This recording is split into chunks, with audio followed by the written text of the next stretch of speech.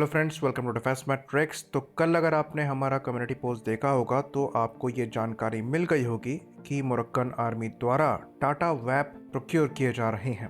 कहा जाता है कि ये नंबर्स 150 प्लेटफॉर्म्स के अप्रॉक्स हैं।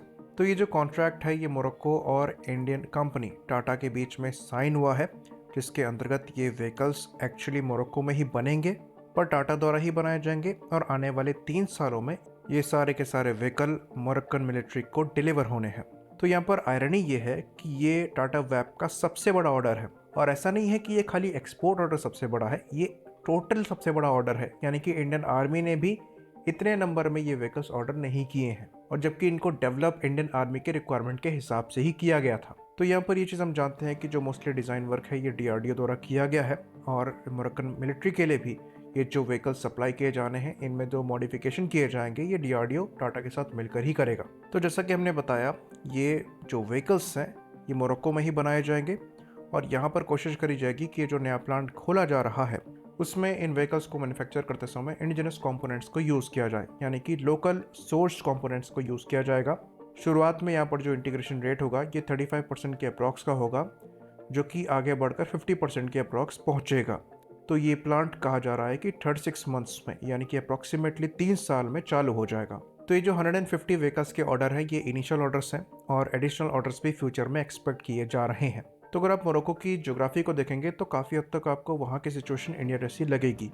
वहाँ पर डेजर्ट भी है, माउंटेन्स भी हैं, स्नोफॉल भी होती है और बहुत ज़्यादा गर्मी भी पड़ती है। तो उनकी जो रिक्वायरमेंट्स हैं क्लाइमेटिक कंडीशंस के हिसाब से, ज्योग्राफी के हिसाब से वो काफ़ी हद तक हमारी रिक्वायरमेंट से मेल खाती हैं और उनके बजट के हिसाब से जो इंडियन वेपन्स हैं वो उनके लिए प्रेफर्ड चॉइस बनते हैं। बाकी अगर आप मोरक्कन मिलिट्री के चैलेंजेस की बात करेंगे तो इनके कोई बहुत बड़े चैलेंजेस नहीं हैं।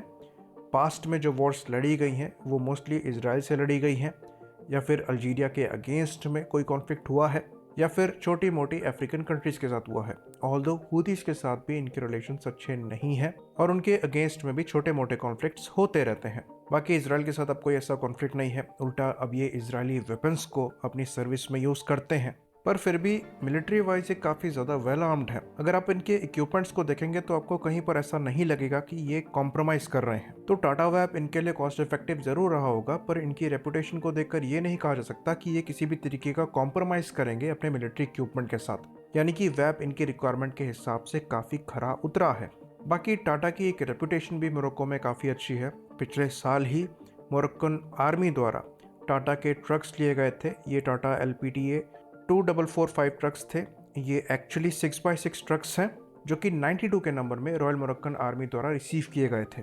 तो टाटा की रेपुटेशन भी यहाँ पर काफ़ी पॉजिटिव है, जिसने डेफिनेटली रोल प्ले किया होगा वैप के सिलेक्शन को लेकर। बाकी टाटा वैप या केस्ट्रल खुद एक काफ़ी बेहतरीन व्हीकल है।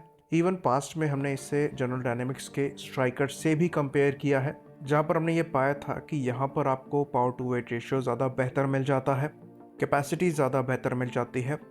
उसके बाद आपको यहाँ पर एम्फीबियस कैपेबिलिटी मिल जाती है जो कि स्ट्राइकर में नहीं है। बाकी यहाँ पर प्रोटेक्शन लेवल भी काफ़ी अच्छा है जो कि मॉड्यूलर है।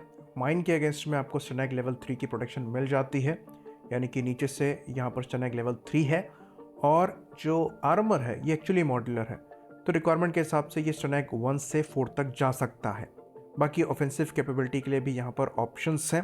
जैसे कि हमने डिस्कस किया, मोरक्कन मिलिट्री द्वारा इजराइल से भी वेपन्स लिए जाते हैं, तो यहाँ पर इजरायली टरेट को भी लगाया जा सकता है ऑफेंसिव कैपेबिलिटी के लिए, जैसा कि टाटा द्वारा पास्ट में शोकेस किया गया है। तो एल्बिट का UT-30 Mark II टरेट जो है ये यहाँ पर लगाया जा सकता है, जो कि अनमैन्ड और मैन्ड दोनों ऑपरेशंस को परफॉर्म कर सकता है। बाकी BMP के टरेट को भी हम यहाँ पर लगाकर देख चुके हैं। तो ये काफ़ी वर्सेटाइल प्लेटफॉर्म है और इसे इवन ICV रोल के लिए भी कन्वर्ट किया जा सकता है, जिसके अंतर्गत हायर कैलिबर की गन भी यहाँ पर इंटीग्रेट करी जा सकती हैं। तो पास्ट में हमने प्रपोजल देखा है कि 105 मिलीमीटर की गन को यहाँ लगाने का भी ऑप्शन सामने रखा गया था, तो इसे ICV ऑपरेशंस के लिए भी मॉडिफाई किया जा सकता है।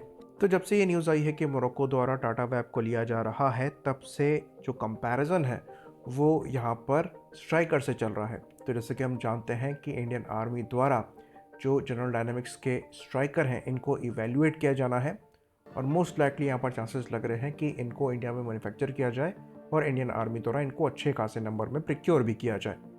वहीं पर टाटा वैप, जिसको फिलहाल के लिए Indian army armour personnel carrier की कैटेगरी में रखती है, जिनकी रिक्वायरमेंट थोड़ी कम है, जो कि 200 के अप्रॉक्स की बताई जाती है।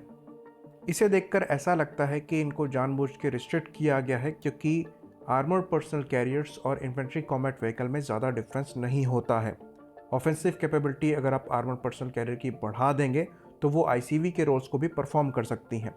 यानी कि यहाँ पर टोटल ऑर्डर का जो पोटेंशियल था ये ज़्यादा एग्जिस्ट करता था, क्योंकि आईसीवी की रिक्वायरमेंट 530 व्हीकल्स के अराउंड है। तो ऐसा कहा जा रहा है कि इंडियन आर्मी द्वारा जानबूझकर स्ट्राइकर्स को इंपोर्ट किया जा रहा है, जबकि हमारे पास ज़्यादा बेहतर ऑप्शन अवेलेबल है, जो कि हमने एक्चुअली सक्सेसफुली एक्सपोर्ट भी कर दिया है। तो इस चीज़ को लेकर हम पास्ट में भी वीडियो बना चुके हैं, और जियोपॉलिटिकल रीज़न को छोड़कर कोई और रीज़न नज़र नहीं आता है जिसकी वजह से स्ट्राइकर्स को यहाँ पर इवेल्युएट भी किया जा रहा है। क्योंकि कोई भी ऐसी फील्ड नज़र नहीं आती है जहाँ पर आपको ये दिखे कि स्ट्राइकर को क्लियर एडवांटेज टाटा वैप पर है। इवन वैप के नेक्स्ट जनरेशन वर्जन्स भी बनाए जा रहे हैं, जहाँ पर वज़न को कम किया गया है, पावर को बढ़ाया गया है और मनोवरेबिलिटी को बेहतर किया गया है। तो ये महिंद्रा वैप है, जिसे वैप सेकेंड जनरेशन भी कहा जाता है, और इन व्हीकल्स को CBRN रोल्स के लिए इस्तेमाल किया जाएगा, यानी कि केमिकल, बायोलॉजिकल, रेडियोलॉजिकल और न्यूक्लियर रोल्स के लिए इस्तेमाल किया जाएगा। बट अगेन यहाँ पर रिक्वायरमेंट काफ़ी कम है, जो कि 50 के अप्रॉक्स की बताई जाती है। तो डेफिनेटली यहाँ पर पोटेंशियल एग्जिस्ट करता था कि इनको ICV में भी कन्वर्ट किया जा सकता था, पर अनफॉर्चुनेटली यहाँ पर नहीं किया गया और स्ट्राइकर को इवेल्युएट किया जा रहा है।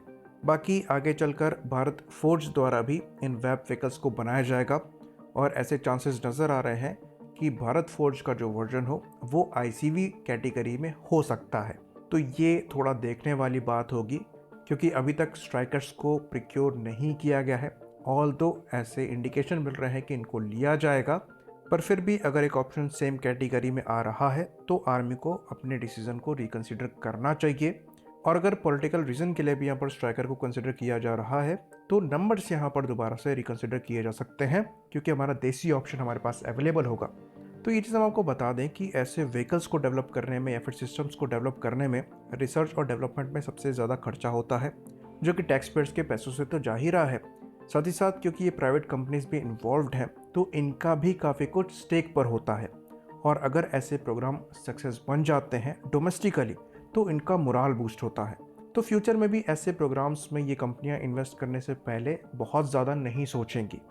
और अगर एक प्रॉपर डिफेंस मैन्युफैक्चरिंग इकोसिस्टम हम अपनी कंट्री में चाहते हैं तो हमको ये इंश्योर करना पड़ेगा कि जो हमारी प्राइवेट कंपनीज हैं उनमें ये कॉन्फिडेंस हो कि वो चैलेंजेस को ले सके, साथ ही साथ रिस्क भी ले सके।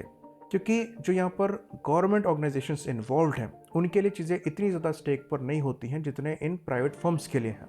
ये बात डेफिनेटली हो सकती है कि जो व्हीकल्स यहाँ पर डेवलप किए जा रहे हैं वो हमारे रिक्वायरमेंट को पूरी तरीके से पूरा नहीं कर पा रहे हैं। तो ये हमारा ही काम है कि हम इनमें मॉडिफिकेशंस करवाएं, इनको इम्प्रूव करवाएं, ताकि ये हमारी रिक्वायरमेंट पूरी कर सके।